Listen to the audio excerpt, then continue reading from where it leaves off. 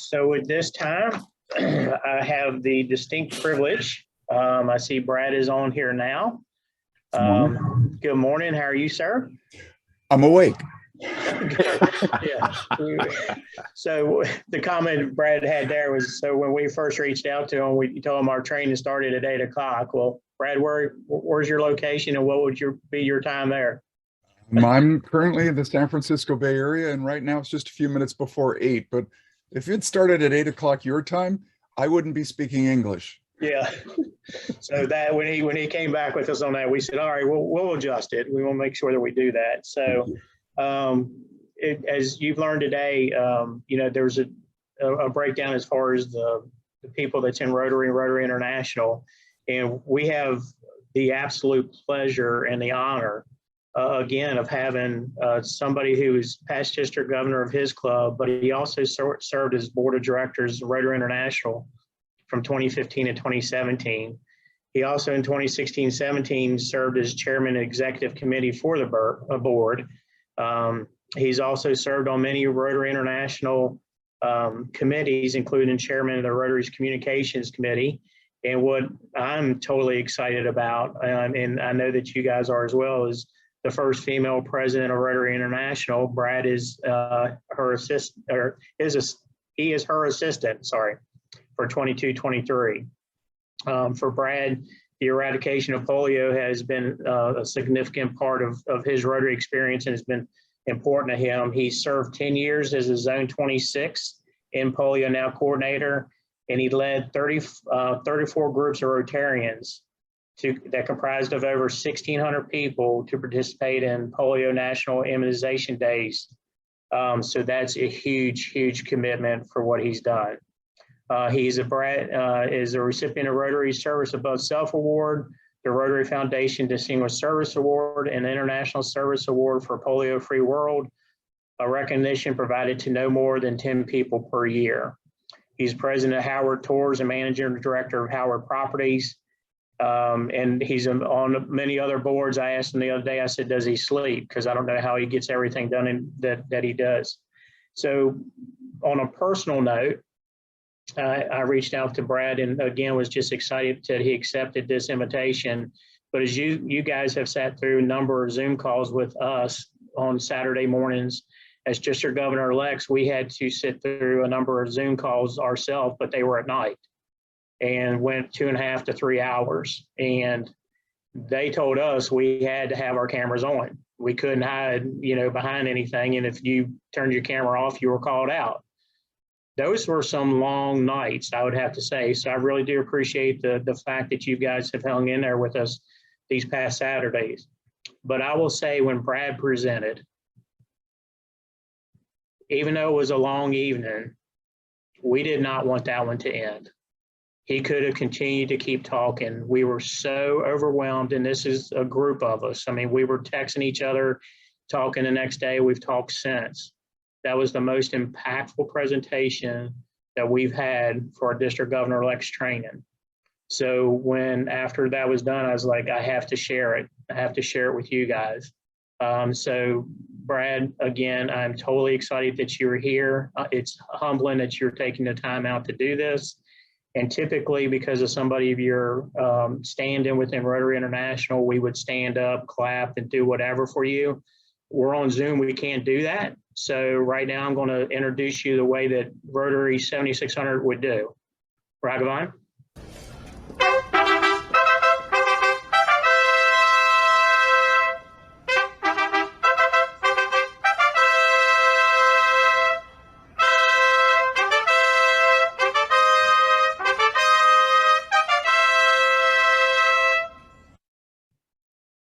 Hey.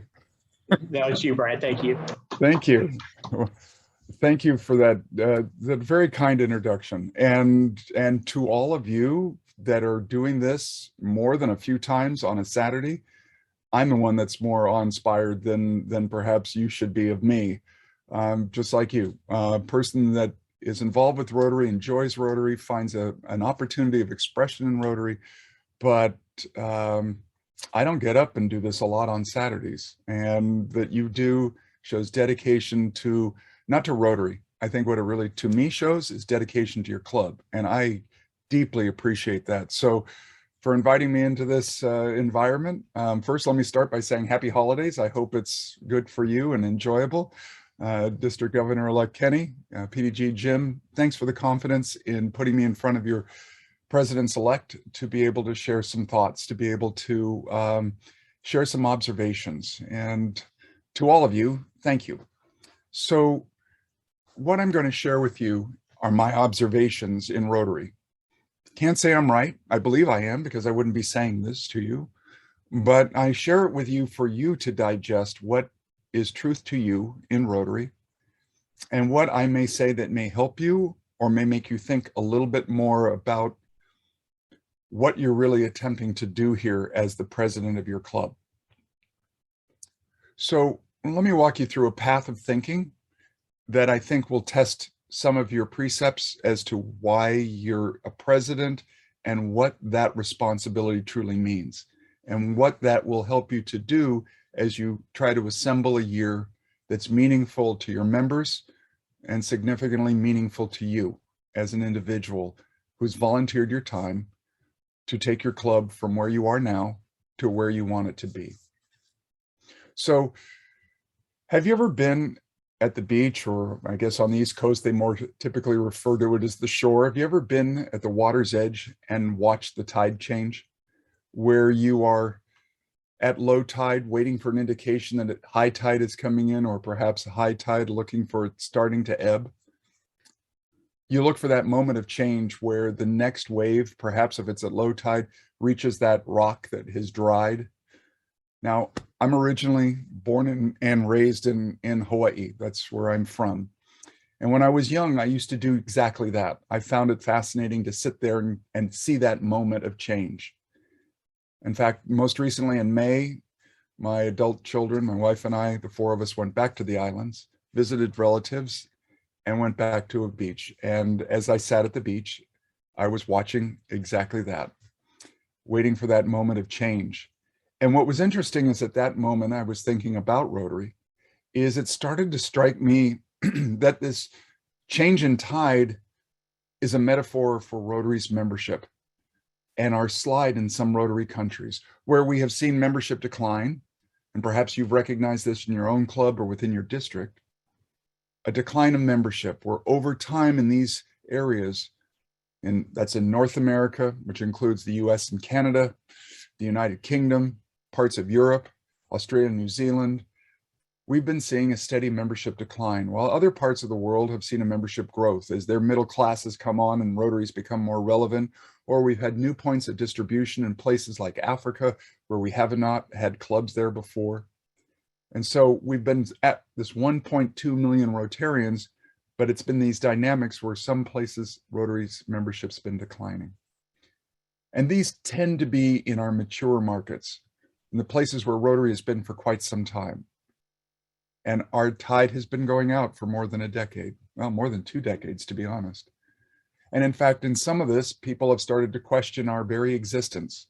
There was a book written in 2000 by a gentleman of the name of Robert Putnam entitled Bowling Alone. Perhaps maybe you've read that book or are aware of it, which was foretelling that organizations like Rotary were ceasing to be relevant, and therefore there was a threat that they would still in fact be around. And I know, as somebody who has been involved with the education of club presidents-elect and governors-elect, we've tried to provide training to educate and motivate them to have the tools to be able to grow.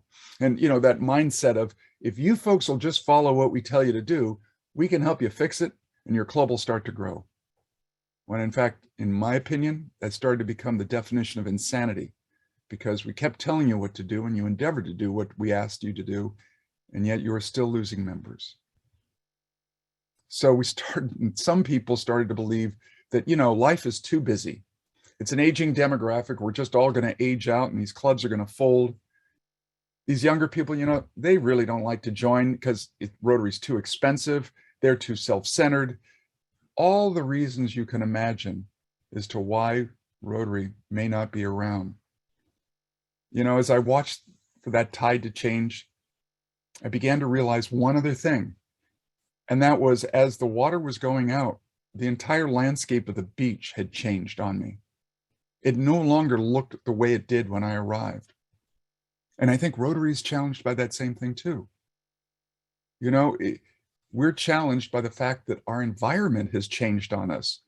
The environment in which we are trying to exist as an organization and as your club is different than when I joined Rotary. It's different than it was 5 years ago. And heck, it's different than it was in February of 2020. You know, we're challenged in many ways as an organization to be the best way for people to serve their community. I mean, you don't need to pay dues to volunteer to make your community better. You just show up and do something. You know, Rotary used to be the corporations in our communities, corporate social responsibility, where they could have somebody from their organization join a club, and then they help pay for that person's dues. And then when there was a project, they would show up and they'd label it. That's our organization at work making our community better. When they started to realize, you know what, we don't need Rotary.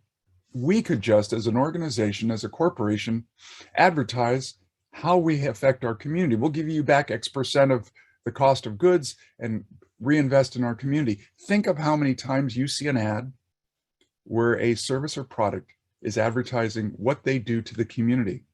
They now are our competition when we talk about service.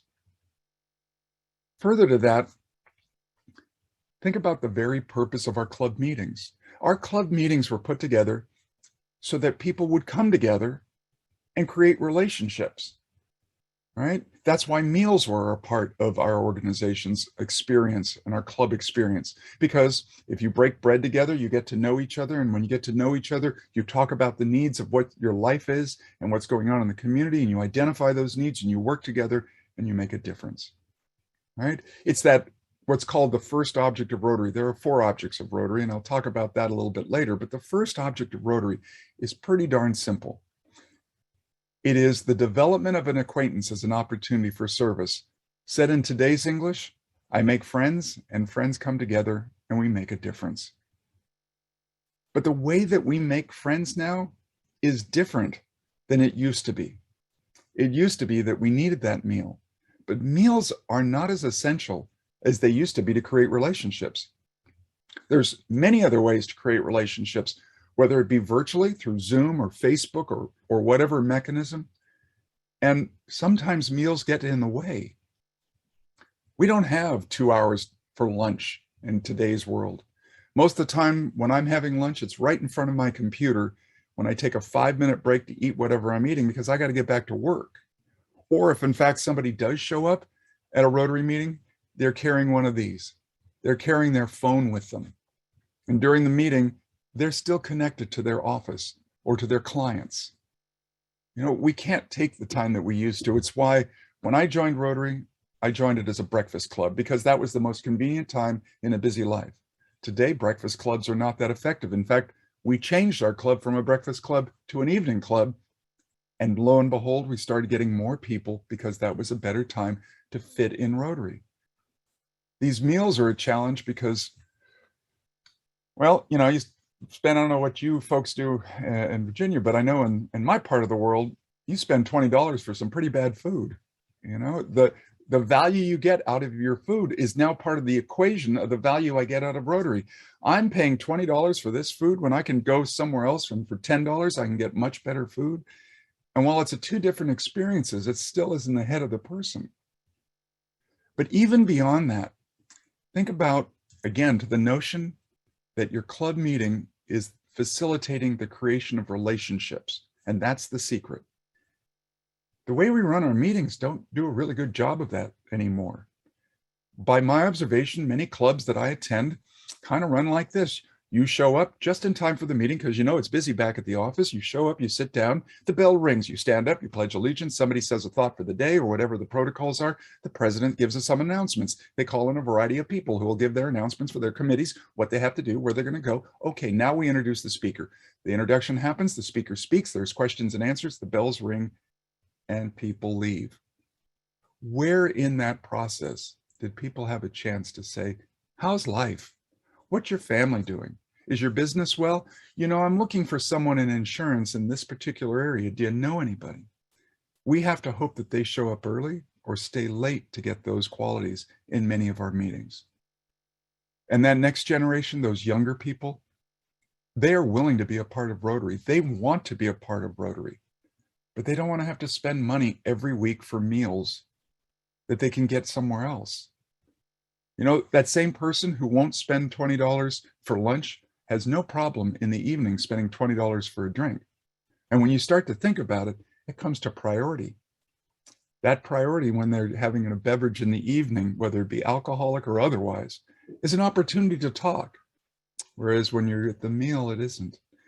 And think about some of these restaurants that we try to do business in nowadays, particularly as we climb out of this pandemic. They want minimum guarantees. They're charging an awful lot for very little. And so our environment that we created to bring people together, to create relationships so that we could serve our community is really challenged right now. The social and societal landscape in which we exist has changed dramatically over the past 20 years.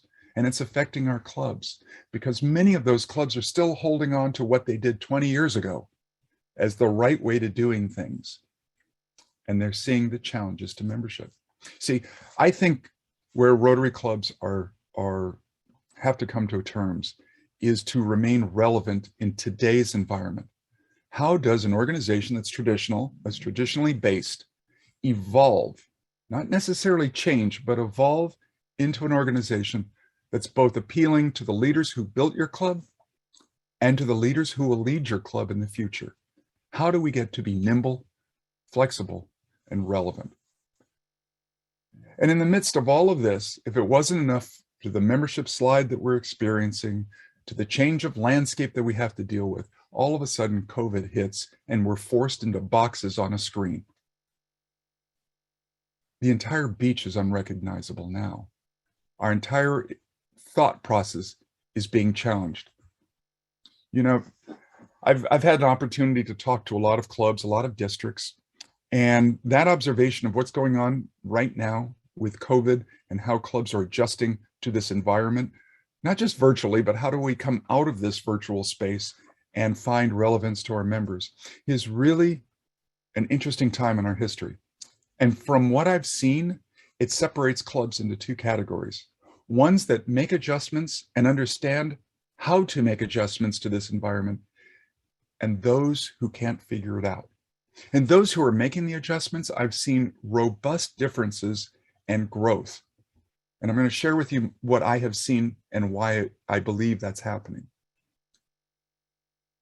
I'm going to suggest some thoughts to you, but it really doesn't matter what I say. It matters what you believe will work in your club.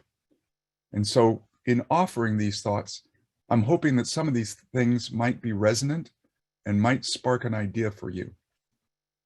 See, while I'd never wish for a pandemic, I think this crisis is going to help Rotary in the long term because we're going back to our base to understand why we exist and why it matters to our members. It is forcing our clubs to dig deeper and to think differently about their purpose. So here you sit as presidents-elect, getting ready for your year, looking for truth. Now, a lot of people will tell you, well, what you need to do is you need to sit down here and come up with a plan, a strategic plan. You know, those things that are multi-page documents that lay out a chart of where you're headed over a long term that you can monitor each year. And a lot of people are frozen because I had one person say, I do that for work. I don't want to have to do that in my club because that's what I'm trying to get away from when I join my Rotary Club, is just to be able to enjoy myself and make a difference.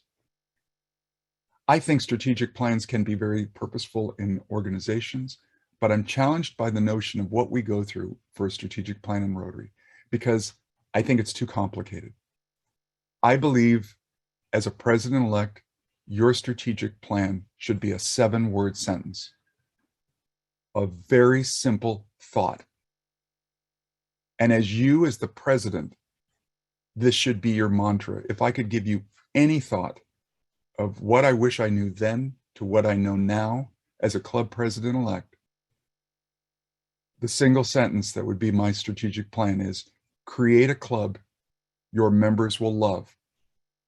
That's it. Don't worry about service. Don't worry about the food. Don't worry about anything else other than creating a club your members will love. Create a bond between your club and your members that is based on the needs of your members and not on the needs of your community.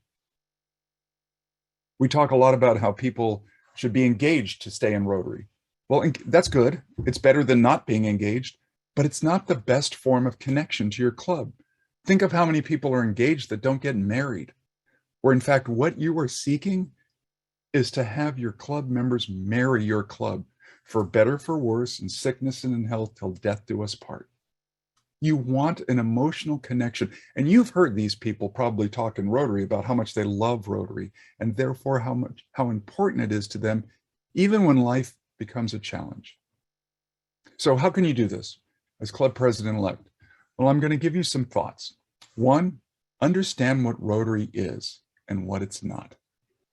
Recognize who your customers are as a leader of your club. Recognize, therefore, who your competition is. Determine who we are and what makes us different from anything else they can do, and recognize the value of Rotary. So let's start first with understanding what is Rotary. Many people will say, we are the greatest service organization in the world. I deeply and strongly disagree. We are not a service organization. We're a membership organization that does service. We're not a service organization with members.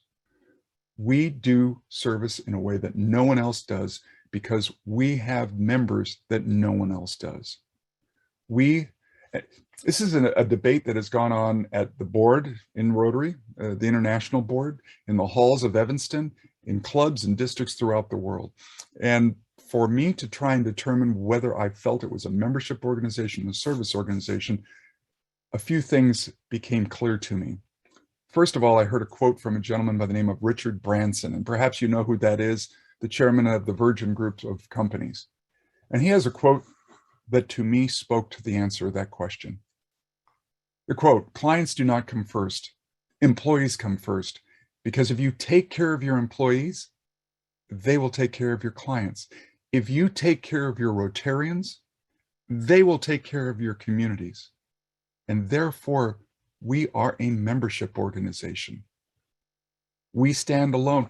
Because if we're a service organization, think of the hundreds of thousands of service organizations, nonprofit organizations that are out there.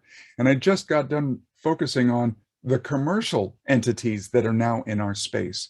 If we're a service organization, we're in the middle of one of the most competitive fields out there right now. But if we're a membership organization, we stand alone because of who our members are and what we allow them to do. So let me dig into that a little bit. Who are your customers? Are they the members in your community that you try to help? Or are those people the beneficiaries? See, from my standpoint, our customers are our members, because every year they make a purchase decision. And heck, every week they make a purchase decision whether they're going to show up or not. And so when you start to think of them as having discretion as to whether they're going to buy or not, whatever you're trying to sell, you start to realize that you need to make an adjustment to their needs, to listen to them, to help understand what's driving them, to recognize that first, foremost, and always, your club's existence is based on their needs and bringing them there. We have a club in our district, the Rotary Club of Cupertino, the community where Apple Computers is headquartered. And they have grown. My father was district governor in 1984-85. There were 60 members in that club. Today, there are about 250. And almost every single year since 84-85 to present, they've grown. Well, when I was governor, I decided that one of the key people in that club who helped really drive that growth should be on the membership committee for the district. And of course, we all sat down and I said, okay, so tell us, what is your membership strategy? And he said, we've never, ever had a membership drive, ever, and nor I hope that we will ever have a membership drive. The only thing we attempt to do is to make our club more enjoyable each week from the prior week. We just want a place that people want to come to. That struck me as a remarkable statement at a time where you were thinking, all I have to do is ask all these people to come in and we will start to grow. when in fact, what you really were thinking about is build the best product that people want, and they will come to you. You know, clubs that are growing have started getting a better understanding of what's essential to their members and what's optional. That they don't live by their history, they treasure their history, but it is in the past. And what they're trying to do is to create the history of the future. Starting to realize maybe a meal is not the essential element. And that start to recognize what is the essential element. It's bringing people together to understand. You know, when I joined Rotary, I remember that they told me when I came in, just come to the meetings for a couple of years and you'll really kind of get an understanding of what's going on, and then you'll know exactly what you want to do in Rotary. Now, in other words, what they were asking is, you figure us out and then you'll know where to be. Whereas today, those clubs that are growing, exactly the opposite. They want to know what their members are thinking so that they can make their club fit that need. Instead of trying to do an exit survey after you've lost a member, these are the clubs that are doing entrance surveys to their members to find out what are their expectations. I've seen membership, in fact, it's on the Rotary website. That's how deeply embedded it is that we should articulate our expectations of these new people coming into our club. Fine and fair, but where is it that we are actually asking what their expectations are? What do you want out of your membership? And can we help you achieve that? So one of the key things that I would suggest is focus on the needs of your members first, foremost, and always, because if you do, your members will take care of your community. So then how do you listen to your members? I've talked to club presidents-elect that have said, you know, I'm going to sit down with every one of my members. They're in a size of a club that can do that. And I'm going to find out what they need, which is fair enough. But you're not going to get objective measures out of that. Why? The third highest reason that people leave Rotary is because they don't like the leadership of the club. So who is it in your community that's going to say to you, yeah, I really don't like the club because of you? You're not getting an objective measure. But there are a variety of ways of listening to your members objectively, whether that be surveys that help them to understand or feedback loops. I'll give you an example of a feedback loop that I thought was brilliant of a club. This was a club that was recognizing that members did not appreciate the club programs. They weren't exciting. It wasn't worth their time. So what they decided to do, and they made an announcement so that everybody understood why they were doing this, is as you would come in and sign into the club, pay your $20 or whatever, when you arrive, get your name badge, you would get 2 chips, a green one and a red one. And you'd go to the meeting. At the end of the meeting, as you walked out at that same table, there were 2 boxes on that table. One was a clear plexiglass box and one was a cardboard box. Into the plexiglass box, you would place either the red or green chip. Red if you didn't like the meeting, green if you did. And then you discard the other one in the cardboard box. So every meeting, they could tell whether they were satisfying the needs of their members by the color that dominated the box. And more importantly, every member knew that their vote counted and that they were being heard. And the club started to change their program and they started seeing better attendance, but more than that, better engagement, because I'm a part of the solution. You're not telling me what you're going to do. You're listening to me, right? So to understand what we have to offer and to make it better. And it's not service. I know that you'll talk to people that'll say the reason I've joined Rotary is to serve my community. I look at that and that's not untrue. And I'm not trying to suggest that is not a purpose of why people are in Rotary. But a lot of people will say that the reason they're being a part of Rotary is because of service. It's sort of like the church effect. There's no one that's going to go to church that isn't going to say, I believe in God. And I believe that they all do. But they're coming to church for many more reasons than just the belief in the deity. They're coming for community, for common values, for purpose, for satisfaction, both of their mind, their heart, and their soul. And that's the same thing in Rotary. That's exactly the same thing in Rotary. So you have a better understanding that our customers are our members, that in fact, we are a membership organization first and foremost that does service like no one else. So if that's the case, who's our competition? It's not Kiwanis, it's not Lions. It's not another organization that does service. You know it if you've ever asked anybody to come to a club meeting. It's work, it's family, it's church, it's friends, it's sleep. Our competition is life, and life has been kicking our butts for the past 25 years. We are competing for people's time and for people's energy, and we need to give them a reason to say, of all the priorities, this is a high one for me. I need to be here because of what I am receiving. Now, some of what I'm receiving might be what I can give back, but a lot of it comes down to my family, my business, my very existence. So then we need to understand what we offer, who we are. One of the things I think that is unique to Rotary are the relationships we create, the friendships we create. And these come in a variety of styles. First, social importance. I've got the mayor, the chief of police, I've got the leaders in my community, in my club, and they are my peers. I have a voice to them. They know who I am. I am connected with people that can make a difference. Or, and I experienced this in my Rotary Club, when I started, I was in my 20s. And we all grew up together. We all had a common shared experience of our lives, of our businesses, and we traded in that. We would bring our families together. We would bring our businesses together. We raised each other up through that process because we were connected to people of action, people of purpose, and people of influence. And those people are the people we need in our lives to make a difference for our family and for our businesses. You see, I think that when we start to talk about our members and what they are, we need to be very thoughtful about the style of members.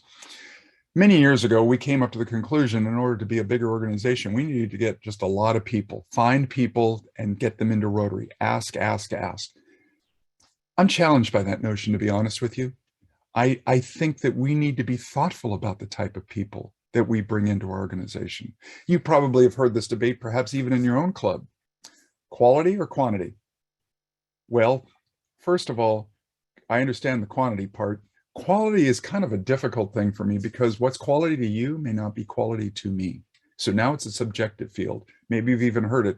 Oh, we're considering this member, potential member, and it's not the quality that we want out of our members.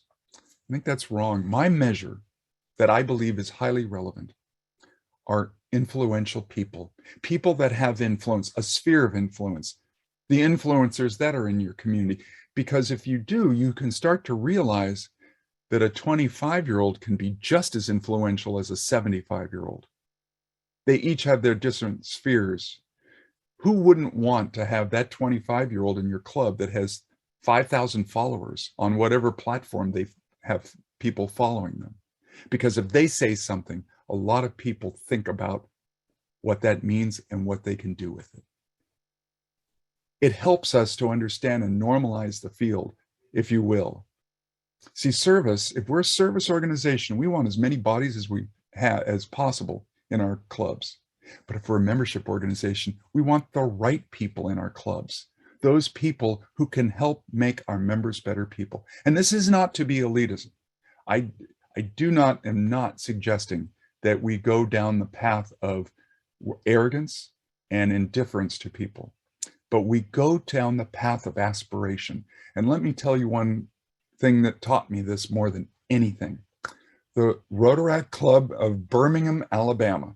If you haven't heard of this club, it's a club of Rotaractors that's closely united with the Rotary Club of Birmingham, which is one of the largest in the Rotary world.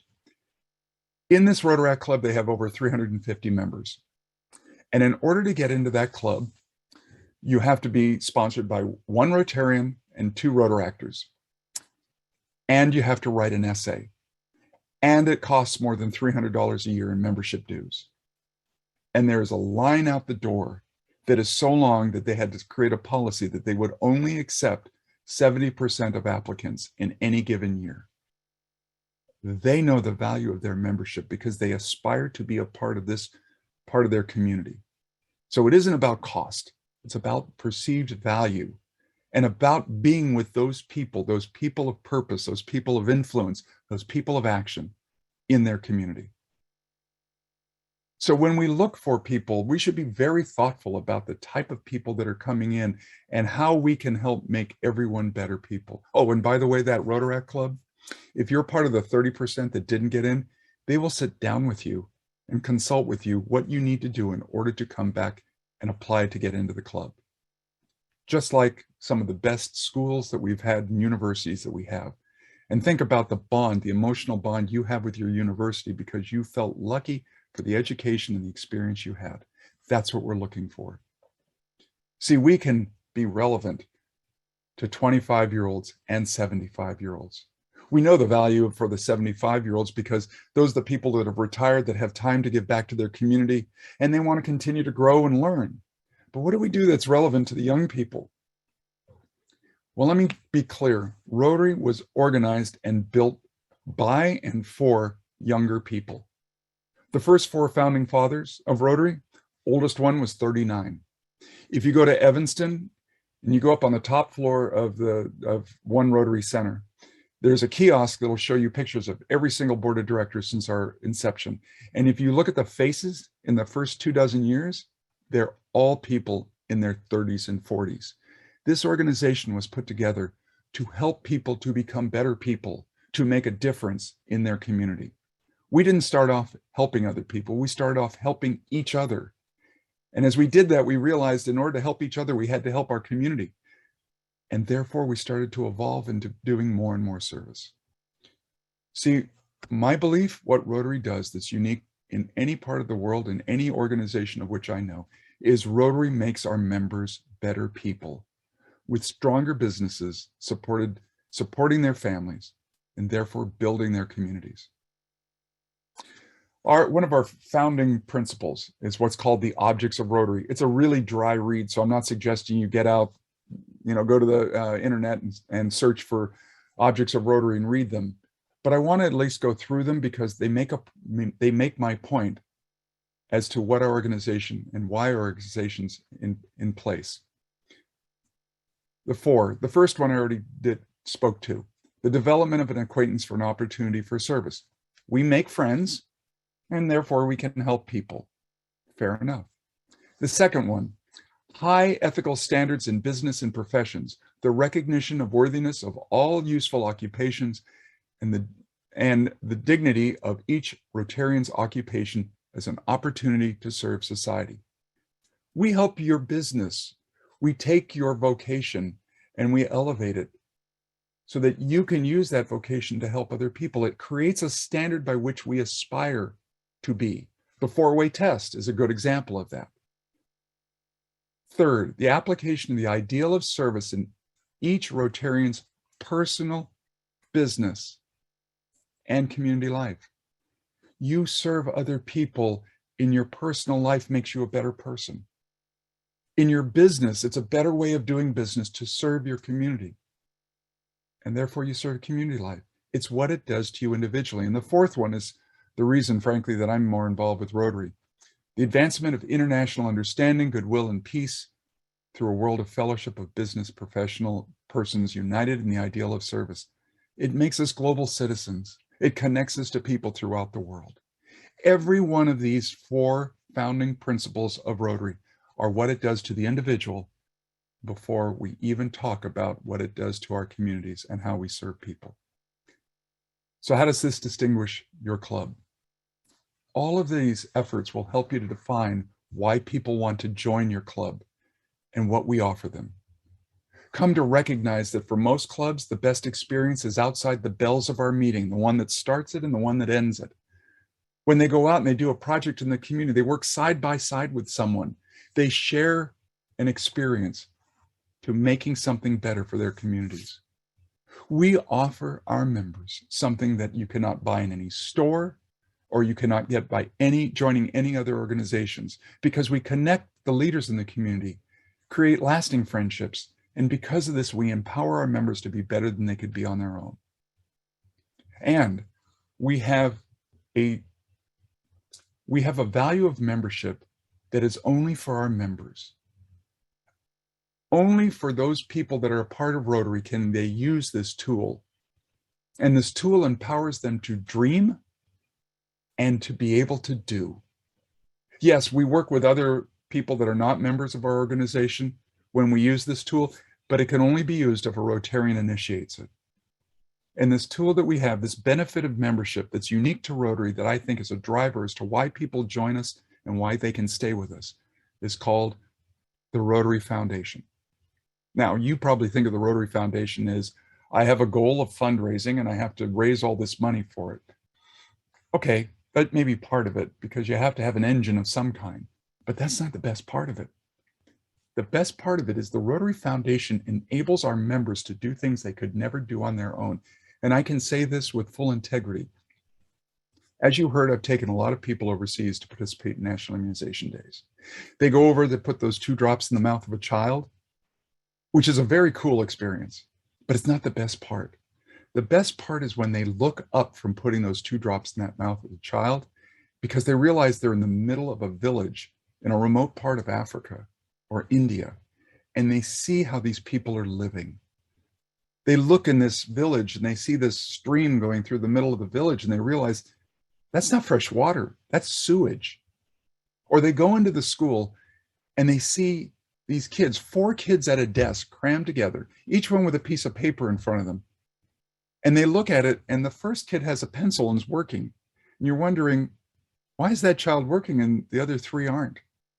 And then you come to realize why, when that first child hands that pencil to the second child so they can do their work. And you react like any human being. Wow, I'll get you a box of pencils. You shouldn't be sitting around for that. I'll get you the paper. I will make sure that your educational needs are never based on whether you can have supplies. Or you come back out in that village and you see that water and you say, I don't know what to do, but I know Rotary does something about water and sanitation. And you go back home and make a difference. Of those more than 1,600 people I've taken, time and time again, I watch them change from the time they get off the airplane to the time they go back on as to believing what they can do. And it's the Rotary Foundation that gives them that opportunity. From my perspective, when you talk about the foundation, I wouldn't talk about the money. I'd talk about the possibilities of allowing our members to do something they could never do on their own. We need to help our members to understand that when their businesses are challenged, perhaps like today in this environment, we need Rotary more, not less. You need to be connected to the people in your community to help you get through this, because that's what we do. And when our communities are challenged, we need to be the ones that people turn to, because you are the people of action. You are the people of influence and purpose that can make this happen. It's because of who Rotarians are that allows us to achieve results that no one else can. Our clubs are the gateway for our members to live better lives with stronger businesses, families, and therefore their communities. And therefore, I think it allows us to say with truth, humility, and authenticity, together we see a world where people unite to create lasting change across the globe, in our communities, and most importantly, in ourselves. You see, strategic plan for your club is remarkably simple. Create a club your members will love. Listen to them. Make sure that you're meeting them on their terms, not on their meeting you on your terms. Help them to understand why they're in Rotary and why it's so essential to their needs. Because if you do, they'll take care of your communities. Help them to love your club so much they don't want to leave. But even perhaps more importantly, because they love your club so much, they will want their best friends and associates to be a part of that experience. You know it, if you have something that really makes you excited in life, you share it with other people because you'd like them to join you in that. Those clubs who truly realize the purpose of their club is to make their members better people with stronger friendships, taking action, are the clubs that are flourishing that I have seen. And if there's ever a time where Rotary was to be essential in the lives of anyone, it's now. The tide has shifted. I have seen the tide come back in for many clubs now. And those that recognize that and understand it will ride the waves of success.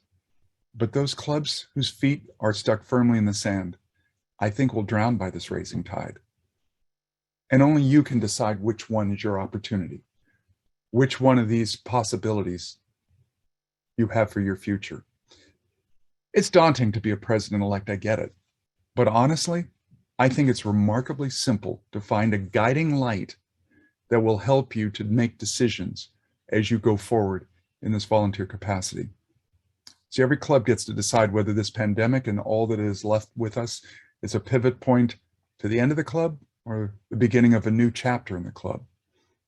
And for those of you who are coming here on Saturdays and doing this with such diligence, I think you're the right people to be able to take your club from where it is now to where it could be by creating a club your members will love. And so to that, I hope I've said something that makes sense to you, that is resonant and will help you as you process this. And to the fact that you volunteered to do this job, you are the awesome ones, in my opinion, and I really applaud you for doing that. Thank you for having me here. It's been my joy to be here. Wow. Brad, I think what I'm afraid of more than anything is they're going to say, can we ship Kenny to California and bring Brad here? I'm available for hire. You know, bring me out, man. I like to travel. Jeannie Walls, which is a member of my club, is she's shipping me out today. So that was totally incredible. Any questions, comments from anybody else? I don't want to take over the time. Thank you, Brad. This is Dinesh Nayak. Thank you. Thank you. It was a great speech. I definitely would will listen to this again. It's very inspiring. Thank you. I have a question for Brad. Yeah, you mentioned the Cupertino Club, and I'm curious because that's the headquarters of Apple. How diversified is that membership as far as profession? Well, great question, complex answer. Rotary is overall challenged at getting large corporations into our fold, and perhaps even more so because my district is the heart of the Silicon Valley. And so we have had very spotty successes at penetrating the large corporations. But I will tell you that the Cupertino, when you used diversity, when I was governor, it was interesting. There was a youth exchange student from Taiwan that was in their club. And that community is very diverse from an Asian standpoint, whether it be South Asia, East Asia, the whole Asian community. And this young youth exchange student gets up in front of this club that is basically at that point all white and says, I don't understand it. When I drive around in the car, I see a lot of Asians, but there are virtually none in this club. Why? It caught the leadership attention, so much so that they decided they really needed to change. And what they wound up doing is they changed their long-term strategy. It wasn't a one-year effect, it was a long-term. And what was remarkable, they used to have a fundraiser, one of their big fundraisers called Western Elegance. It was framed around, country Western. And they realized that wasn't what they should do. So they changed it to Eastern Elegance. And they went in that direction, framing it around Eastern cultures. Further, they started doing projects with a lot of the community organizations that were focused in that part of it. Right now, their growth has come more from the diversity in their community than it has come from any other sector. So much so that of the past 5 presidents, only 1 has been Caucasian. And currently, the governor-elect and nominee are both, one is from India and one is from Taiwan. And this is the strongest club we have in our district by far. They raise over $100,000 for the Rotary Foundation every year, and they make profound changes in their community. Now, I point that out just to say, when you raise the issue of diversity, I think that when clubs can look at their community and realize we're not reflective of it, it isn't to do it for high ethical purposes, which I would argue is the right thing to do, but let's get beyond that. It is because you can grow your club in a way you probably didn't anticipate. We still are challenged, back to the essence of your question, we're still challenged at being competitive within the corporate environment because, 1, there's not enough time in this day to do both our job and to do things that we volunteer to do. And B, because a lot of these organizations already have a corporate social responsibility arm that we have to compete with. And so from my standpoint, if we're going to be successful going after these corporations, we have to offer a unique benefit that they can't get within their organization already. I hope I answered somewhere in there, Anthony. I hope I answered the question. Yeah, I was kind of curious too about the professional diversity. If most of those folks come from the same, I guess, area of service, the same professional background, like is it all computer programming? Is it, you know, are there doctors? Are there hairdressers, just like any other club? Absolutely. Absolutely. It's the full spectrum. The Cupertino Club hasn't changed what they're looking for. They don't want a lot of people in the same field. They want balance. There are a number of people that are from the high-tech industry, but not a lot of them are from the large corporations. And there are doctors, there are dentists, there's insurance agents, there's lawyers. You pick it. And this was actually the club that changed our rules that said qualifications for membership were for community leaders. So there's people that are from nonprofits as well. There are people that are I'll use an old phrase that I don't like, but it says it quickly. There are housewives in there or house husbands that are in there, but they are people that run their PTAs, or they are very influential within their community. They have a full spectrum, and it's one of the reasons they continue to grow. Thank you. Thank you.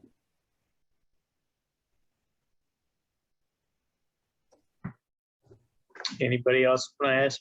We have a rare opportunity here, guys. Take advantage of it. Brad, Jim Bynum, thank you so much for being so professional in dealing with this. The fact that you paid any attention on 7600 at all is awesome. We really do appreciate it. And you're such a responsive guy. Now, you were saying that your dad was district governor. Now, we can probably guess some of the things that drove you to Rotary. But what caused you to stay? It's what it did to my daughter. So my father was district governor, and he turned to me and said, create a club. I want you to start a club while I'm governor. And I tried for most of the year to avoid that. And finally I found it was going to be easier to say yes than it was to keep avoiding his weekly rants, if you will. And I did what probably a lot of people do. I just showed up. I kept doing it. I took a group to Africa. The first one I took was in 1998.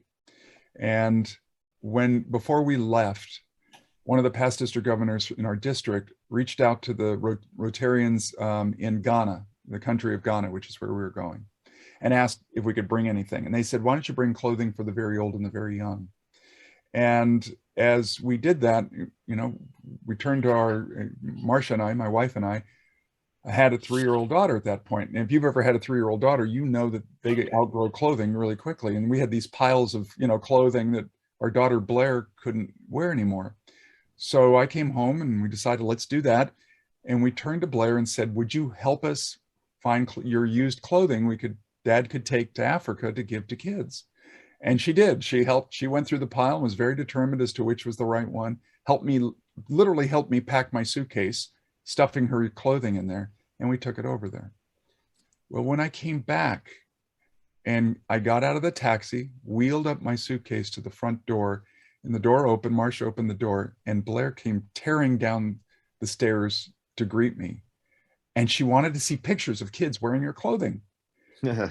Well, I didn't have pictures of kids wearing her clothing because we gave all the clothing to a man who was going to distribute did all that. Well, I went upstairs and I unpacked, and I came back downstairs, and I was in the kitchen going through the mail that had accumulated while I was gone. And out of the corner of my eye, I could see Blair at the door of the kitchen, just standing there. And I just kept going through the mail, and she walked over to me and she looked up, and the whole picture is still in my mind as I speak. And I looked down at her. You could see her wheels just churning. And she said, Dad, we did something really good. I didn't know why I was in Rotary at that point. And frankly, I at times debated whether, because our son is older than Blair, whether the time I was spending in Rotary was coming at a sacrifice with things I should do for my family. And at that moment, I realized the reason I was in Rotary was to show my family what they could do. Both of our kids are different people because of Rotary. and because of what they were exposed to and have been exposed to. So what changed my mind was when I realized what we were receiving out of our membership was something that was invaluable. And it's the reason that I shared my philosophy with you, because of both personal stories that's happened. And I mean, of all the things I do in Rotary, I adore taking people overseas and letting them have an experience in Rotary, because it changes them. It fundamentally opens their eyes, raises their eyes, and gives them an expression that they never anticipated. So I love Rotary for what it does to us and what it gives our members. Gee, thanks, Brad. I think I want to start my Saturday morning. I have a question. Yeah, yes, please. Hi. Thanks, Brad, for your talk. It was very inspiring. I have a difficult question. I won't say difficult, but diversity and having those hard conversations. And I know Rotary US side, stateside does a lot of work out in other countries. That's part of the international part. We have a lot of work to do at home. How do we address some of the challenges we have? You spoke about community. Community is everybody. And we have a lot of challenges, mostly political things, but they still impact our communities. And how as Rotarians, can we roll up our sleeves and handle some of the things that we have issues with here, such as the diversity thing? You're looking at the screen. You see what I see. And so let me hear some of your thoughts on that. Well, a flood of thoughts. First of all, I want you to know that for Jennifer Jones, this is one of her most sensitive areas. I mean, because let's be clear, this is the first woman president. If you're going to talk diversity after 117 years, we finally, cracked that nut. But well beyond that, it's why I tell the Cupertino story about the diversity in there, because a lot of clubs and in our communities, and just to be very candid, a lot of times, particularly now in the culture that has been created within our political environment in the United States, people tend to look at diversity as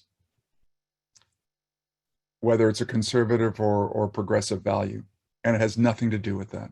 It has to do with common sense and common purpose and common humanity, in my mind. Common sense. If my club doesn't look like my community, am I really serving everybody in it?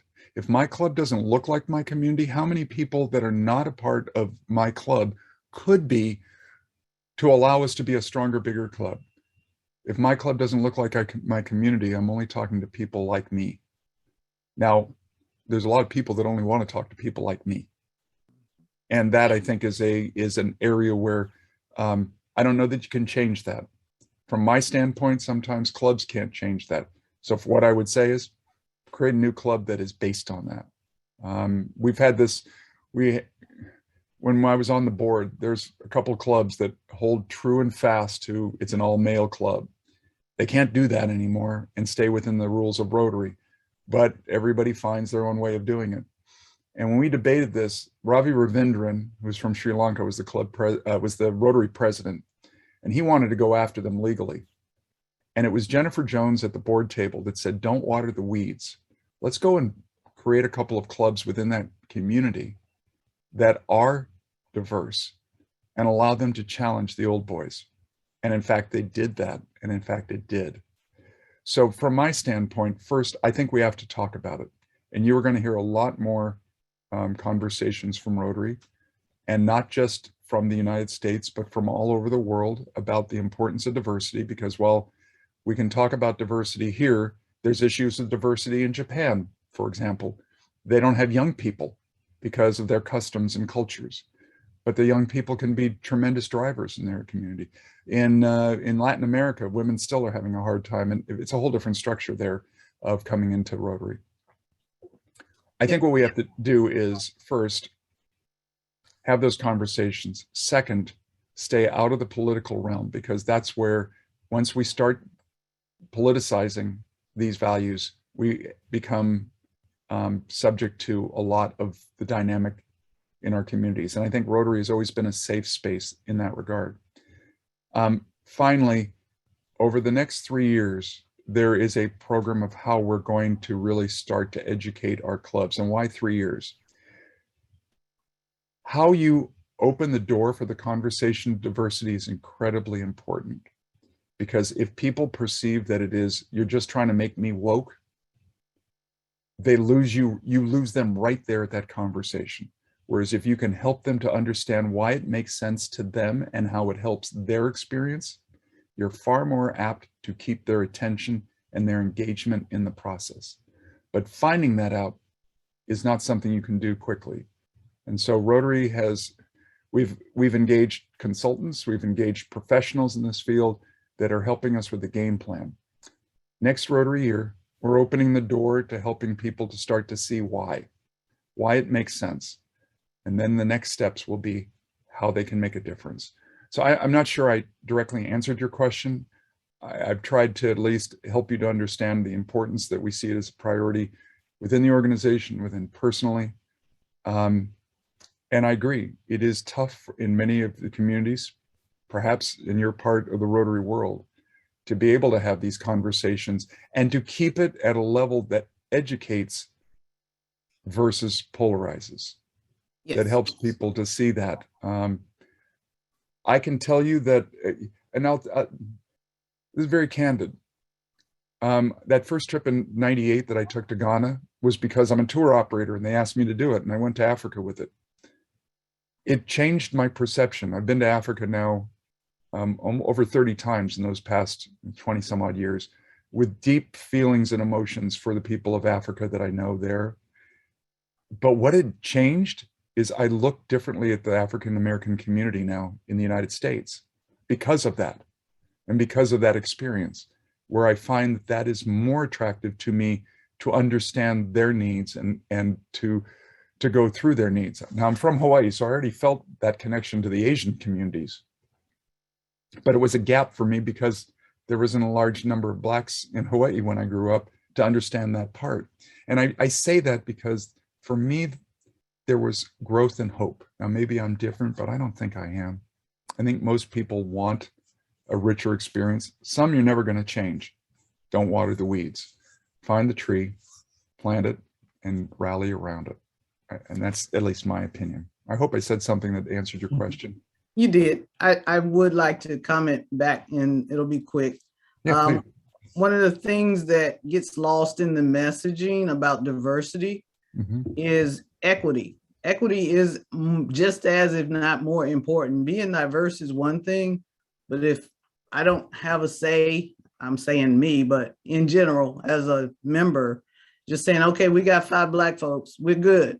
I mean, as opposed to them having an equal participation in programs and things like that. And one of the things I want to say to you about my club is the closest geographically to Point Comfort, where that ship landed in 1619. So that resonates with me a lot all the time, because the diversity factor is not in my club. The people that were on the other side of the team were the founders of my club. So it's a thing that I think as a Rotarian, people coming into Rotary to do good should do good all the time, not just while they're being Rotarians. I couldn't agree with you more. And in fact, as we've opened this door, I can tell you, I received a letter from a Rotarian. And as I'm pausing, it may actually have been from your district geographically, but it was from somebody, that 91-year-old, that was very upset that Rotary was getting all woke on this. And my club is highly diversified, and on he went. I looked up their club. I looked at the pictures. I only saw 2 Blacks. And this is in a community that was, and I looked up the statistics, there was over 50% Black. Most club members don't have and I say this with all due respect, most club members don't have a clue as to what their community looks like. And then they say, well, no, we're diverse because look, we got a couple of people here right now.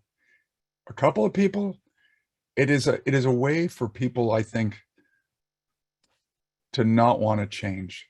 Now, I don't think I'm going to change that guy's opinion, to be honest with you, nor do I think a 91-year-old's opinion will ever change on any subject. But from my standpoint, being able to understand what is balance and does it look like the community? And if it doesn't, either make a change, either start to evolve the club, or those people who have enough care for it, governor-elect, start looking for other opportunities for service. Your point about equity and also inclusion and including them on their terms, not on Rotary's terms, are the vital parts of making a difference here. And not because it only is the right thing to do, but those clubs that embrace that are like the Rotary Club of Cupertino. They didn't have to change, but when they did, they're doing things that they never thought they could do before. So it has values to the clubs as well, but it also has value, perhaps even more so to the members. Trina, I really appreciate you bringing up this subject. I know it is a tough one to try and create an answer to. I've seen how it has worked in some clubs, but the tough conversations that need to be had are still ahead of us. Yes, they are. And hopefully you can speak to our club. Yeah. Brad, I've got a follow-on related question / comment to Trina's. So I'm the district governor nominee. So Kenny and I have been working together since we were club presidents back in 14, 15. So one of the things that my team is looking at is how to remove those barriers to entry into Rotary that exist because of the format of Rotary. And one of the things that we're looking at is how do we incorporate the concept of Rotary community cores into our district? Because I don't know of any areas on the East Coast anyway that have a Rotary Community Club or Rotary Community Core. But that, I think, is an avenue to approach that equity situation that Trina's talking about. And Trina and I have had these conversations before, because when you have a club that has a dues structure that, if you live in a community where 50% of the population makes less than the national average, even a $500 dues structure is a barrier to entry. So how do we incorporate the Rotary Community Cores concept into our district? Okay, so you speak to, and those folks who are not familiar with what the Rotary Community Corps is, basically it is a mobilization of community volunteers that are not members of Rotary that can reach out into the community. Oh, absolutely. So now let me go back to my comments about being more selective in our membership. You don't have to be a member of Rotary to be engaged in Rotary. Maybe you want to be a member, maybe you do want to pay dues, maybe you are of the demography that you can afford to be a member of Rotary, but that doesn't mean that you don't have people that are connected with Rotary. So for example, clubs that do really well have a whole network of people that when they do a service project, they put out an all-call and all these people show up. And lo and behold, what winds up happening is two things. One, they extend their reach and their effect on the community. But also what winds up happening, and my club has moved into this realm and I've watched this happen. The first thing that happens is you go out and you do the work, and then you go and you have something to eat, or you stop and have beverage, or whatever it is, but you create relationships. And lo and behold, out of that group of people, we could call it a community core. Every once in a while, somebody will come and say, could I join your club? And they now have seen enough of it that they realize why it makes sense to them. And so while creating that network of people that are not members of Rotary that can help you do service in your community, the primary objective is for the service, not for the membership. But out of that, because we create relationships, I've seen membership growth as a result of that. So I would counsel any Rotary club, think about the type of people that should be in your club. Whether you're trying to be more thoughtful about diversity, whether you're trying to be, instead of us just taking anybody who shows up, we actually want the key influencers in our community so that we can get things done in our community. But never stop realizing that you should be including as many people when you do a project as humanly possible so that they can help. So clubs will advertise, for example, we're going to do this service project. Anyone who wants to join us, contact us here so we can give you all the information, and they bring a greater number of people together. And oh yeah, they label them, you know, they'll give them either a Rotary hat or something so that they feel that they're a part of it, but it extends their reach. So you can label it as a community corps, or you can label it differently as outreach within the community, or you can let the clubs call them whatever they want to call them, whether that be partners in Rotary service or it be community members of our organization. I think just the notion that you are very focused on reaching out to that larger group of people that help you with service is a smart move. Now, the other thing that has become an area of opportunity for growth is the creation of clubs for purpose. Clubs that have been focused on eco clubs, in other words, focused on ecology, and particularly now with a lot of thought going into how we're taking care of our physical planet. There are clubs that now are into human trafficking as a purpose. The thing I like about those is it brings people together for common interests that everybody can clearly see. But each of those clubs, while they're focused in one area, they still do what Rotary clubs do. It isn't like they only do one thing. It's just that they are attractive to people that have a common interest, and therefore people are attracted to that club and they join our family of Rotary. So I think that that was a lot more than what you asked, but hopefully I said something that made sense. You did. Thank you, Brad. Okay. Oh, come on. You folks must have something better to do on a Saturday afternoon than to be in a Zoom box. Any other questions for Brian? Cynthia? Yeah, I do. I noticed during your comment, and I will say you gave me a lot to think about as far as coming up with my focus. I'll be president-elect next year, and we've lost a few members, and we don't have a young population. And I think changing the focus to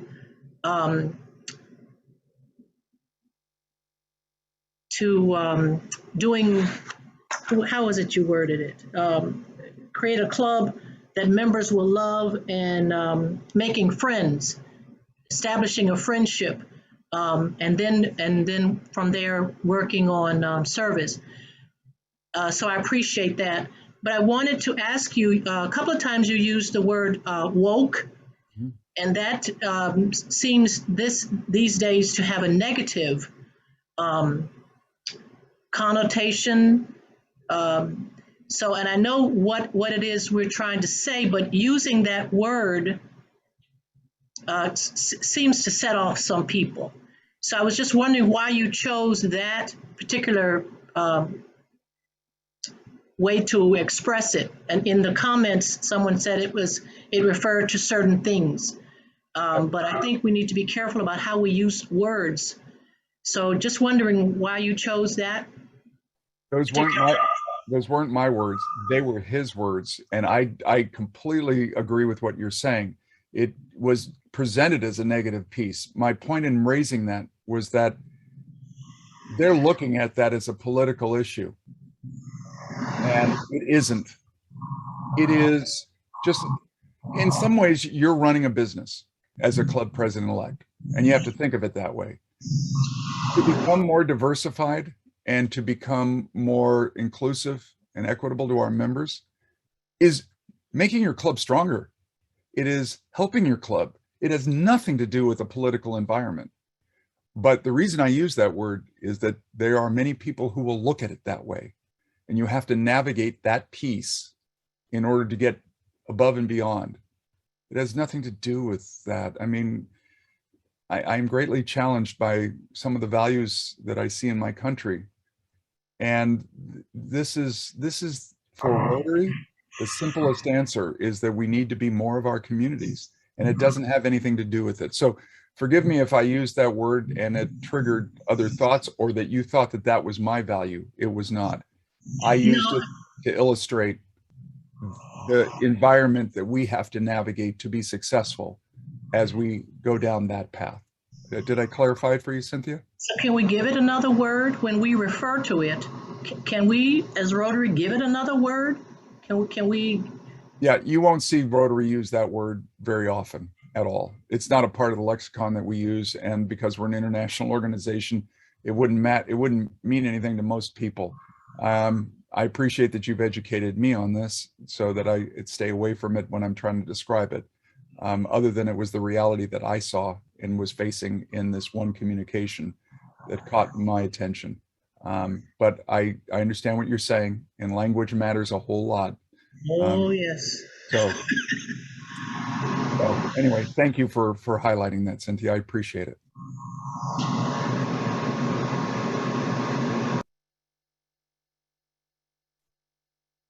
Any last questions for Brad?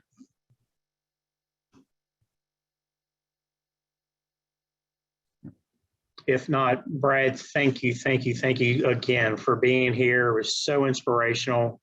You went beyond what, even the time that you allowed. So thank you for being gracious for doing that.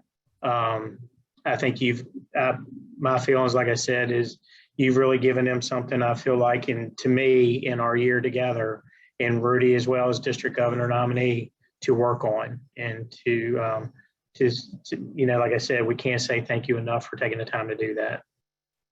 Thank you will be if I helped. And if it helps somebody on this screen to do something different and has a good positive effect, it was worth every minute of it. So good luck to all of you. It's a pleasure meeting you, and I hope I get to cross paths with you one-on-one. And maybe Kenny, I'll see you in Orlando, Florida in a few weeks. Well, I'll see you in a few